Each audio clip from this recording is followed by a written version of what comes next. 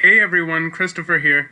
So today I am going to be talking about how I've been able to get interviews for Goldman Sachs, Amazon, JP Morgan, Google, Boeing, BlackRock, and the list goes on and on. So, little quick introduction about myself. Back in 2017, when I was a junior in college, I was looking for internships. And I really wanted to put myself out there and put my best foot forward. And a lot of people tend to get intimidated by these big companies listed here, and they ask themselves, okay, how can I get into this company? What steps am I able to take? How am I able to create a resume that looks professional and neat and that really grabs someone's attention? So today I'm going to teach you how to do just that. So I am actually going to be going to my resume from September of 2017. This was when I first started to look at applications and look at big companies. And at that time, my dream company that I wanted to work for was Boeing. But because I was in New York City and because I was studying finance, I was applying to all of these major banks. So a lot of people tend to ask, Christopher, how did your resume look like for you to get interviews at Goldman Sachs, Morgan Stanley, JP Morgan, BNP Paribas, Barclays Bank, and the list goes on and on. So this was my format in regards to my resume. So you don't see the top of my format just because it showcases personal information. But I started off with my education. And I was able to put the college that I went to, Baruch College's Zicklin School of Business. I put my expected graduation at that time, which I thought was June of 2019. I showcased my major and my minor, and I showcased my GPA. Now, as you could see, I was still able to get interviews and even offers from investment banks, even though I did not have a 3.7 or a 3.8 plus GPA. The truth is, you don't need to have a high GPA to get an internship at an investment bank. A lot of people tend to have that stigma, or they may kind of be hard on themselves, but I am here to tell you firsthand that's not the case. So what I felt really made me stand apart in my resume is this work experience. So I started off in foreign currency exchange sales when I was 18 years old, right out of high school. And I was exposed to retail in regards to foreign currency. So I was exchanging with multiple customers on a day-to-day basis. And big companies tend to look for that attribute because they want someone with high emotional intelligence, and they want someone that is able to collaborate with team members and work with customers to provide a solution. So that is something that companies tend to look for, if you're trying to get into a big corporation. So,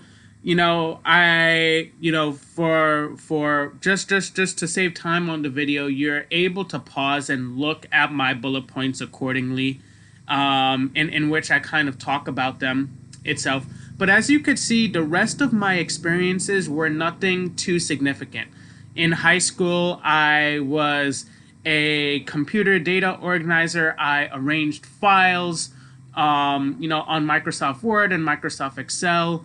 I basically worked for a doctor's hair clinic, and I did that for close to a year, a few months actually. After I was a private tutor on the side, I always loved helping people in high school. When it came to tutoring, I would charge for my tutoring services sometimes, but most oftentimes I would teach for free in, areas such as math, English, science, things of that nature. And I would also prepare individuals for, Regents exams and big New York State exams that you take in high school. I then have my volunteer experience. So volunteering is something that's very important to showcase on your resume. When you showcase volunteering, it showcases to the employer that you are a well-rounded person, that you are eager and driven to make a difference, that you not only care about just academics and working, but there's a humanistic side of you that's really eager and determined to give back. And you're also able to learn a lot through volunteering as well. So I have 2 volunteering experiences here. Now, the next thing that I showcase is my honors and achievements. So I showcase the honors that I got while I was in Baruch College, Phi Eta Sigma, my National Honor Society from high school, and the National Student Leadership Conference that I was a part of when I was going into my senior year of high school. I did it in the summer after my junior year of high school. So there is that. So, and after finally, one thing that I feel that really showcased myself as well was my computer skills, right? I took the time to take C++, which was definitely something that really made me stood out. Taking a computer programming language, even as a business major, can be so incredibly useful, and it makes you so much more, approachable, and employers are willing to take you because of that. So, take the time, whether that's learning something through LinkedIn Learning or Udemy, take the time to learn programming languages such as C++, Python, Java, SQL. You don't have to be an expert at it. Just try to get some basic projects under your belt. Try to learn, the basic skill sets, and after you should be good.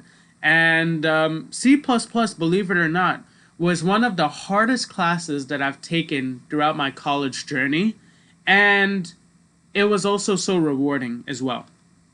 Another thing that I felt that really differentiated me was me putting my interests on my resume. Oftentimes, individuals tend to come off as very corporate or business-like or even too formal. And there's nothing wrong with being formal at all. But I feel like showcasing your interests provides a humanistic side of you. So, let's say if my manager or someone that I am interviewing with is into radio hosting, just like I am, I would be able to talk to them about radio hosting. I would be able to talk with them about aviation and how I'm passionate about flying and how I flew a Piper Warrior and a Diamond Star DA-40 or a Cessna 172, right? You want to showcase things that you're really passionate about, so that way if an interviewer has that same mutual interest that you do, you would be able to connect with them on a deeper level, right? So that is something that is so important. So for me itself, when it came to this resume from 2017, I feel like it's so important to highlight your education, your work experience, your volunteer work, any form of honors and achievements you've had, or if you were part of an organization on campus, like let's say you were, vice president of your business fraternity. Feel free to include that. And also showcase your computer skills, interests, and languages as well. So there is that. So right now what I want to do is I want to actually fast forward, about 3 or so years later to present day, right? September of 2020. So I am going to show you, and I'm just going to zoom in a little bit just so you're able to see what my resume looks like from here, right? So as it says, it showcases Baruch College.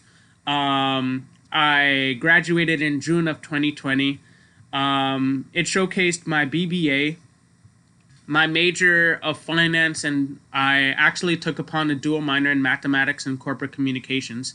But here I also put my relevant courses that I've taken. And you're able to kind of tweak this in regards to where you're applying to. So let's say, for example, you want to apply to something that stresses marketing and management. So in my relevant courseworks, I would end up saying, yes, I ended up taking human resource management. I ended up taking conflict resolution in regards to my communications. I ended up taking marketing, and operation management, and any other subject I could actually list here that is, correlated to the job that I'm applying to. So as you could see here, I listed my relevant coursework, honors and awards. I was a Forbes Under 30 scholar. I was a Phi Eta Sigma honor scholar as well, and I won the Richard A. Goldberg Award for mentorship, so I included all of that. Then I go into my work experience. So as you could see, my work experience from 2020, of course, naturally, is very different from 2017, right? I still have TravelX on there, but for the most part, on my updated resume, I removed, I would say majority of the things from high school, actually. So I talked about how I was at Boeing itself. I talked about how I was a financial operations analyst intern twice with Boeing, and how I worked at TravelX Currency Services as well.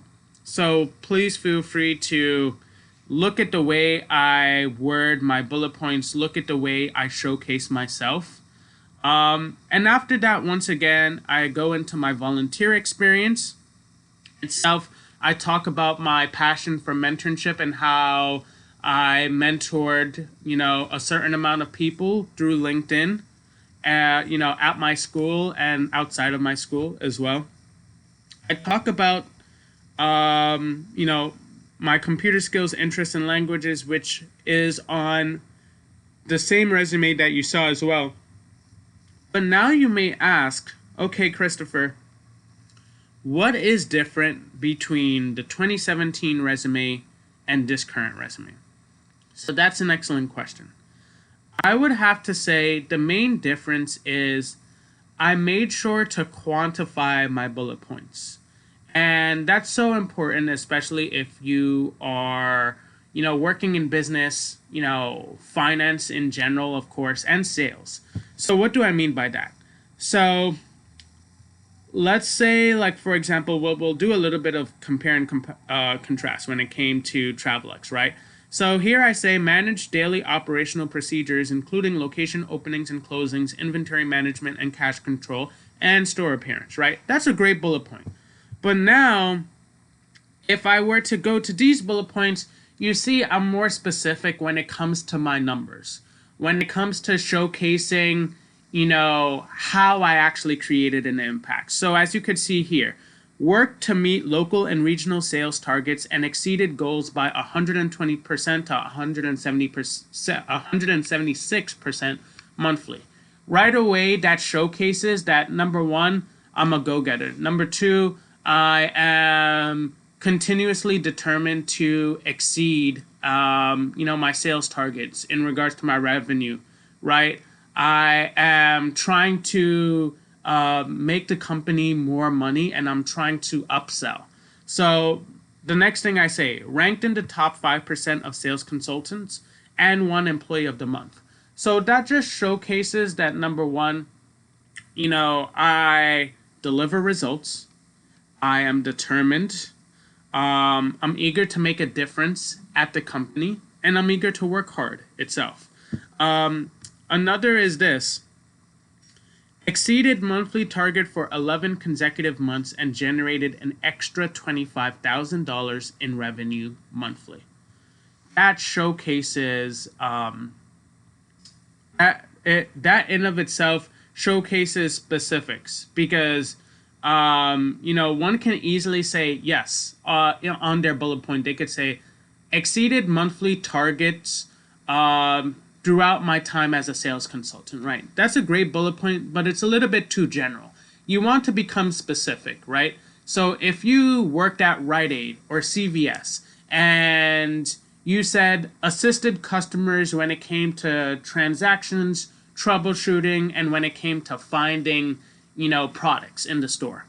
One way you could quantify that is you could say, worked with an average of 80 plus clients a day to help them, better, serve their needs, something along those lines. Or, take this bullet point, for example: single-handedly monitored and distributed over 65 currencies daily while accurately managing currency transaction cash flow of at least $120 to $500,000, right? That showcases specifics. That showcases, that you are, first and foremost, that you know what you've done at the role. Because when managers are asking these questions, they want to see, like, okay, does this person have experience? Does this person, know how to work under pressure? Has this person dealt with a lot of work before? So, this showcases that, obviously this person has dealt with a lot because they've interacted with so many currencies and they've had the opportunity to handle a wide array of cash that a lot of individuals may have not handled in the past before. So, that's what it showcases, right? Another thing too is created. Oh, this is under the Boeing company when I was a FinOps intern. Created a program as part of a server initiative to automate tasks and reduce work time by 120 hours annually. So, what does this showcase?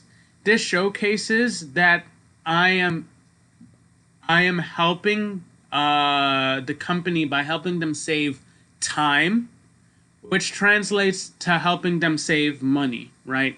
So, like, let's say, for example, you are paying someone $30 an hour, right? So, if you're paying someone $30 an hour and you're multiplying that by 120 hours, what is that? $36,000. So you're saving the company $36,000 where they could use somewhere else. So that is showcasing efficiency. So that is what I've had the opportunity to do throughout my experiences. Now, it has been something that has been very rewarding just because through trial and error and just through applying to so many companies over the past 3 years, I would have to say I applied to at least 100 companies during the past 3 years. You get a feel as to what companies tend to be looking for and what companies are not looking for.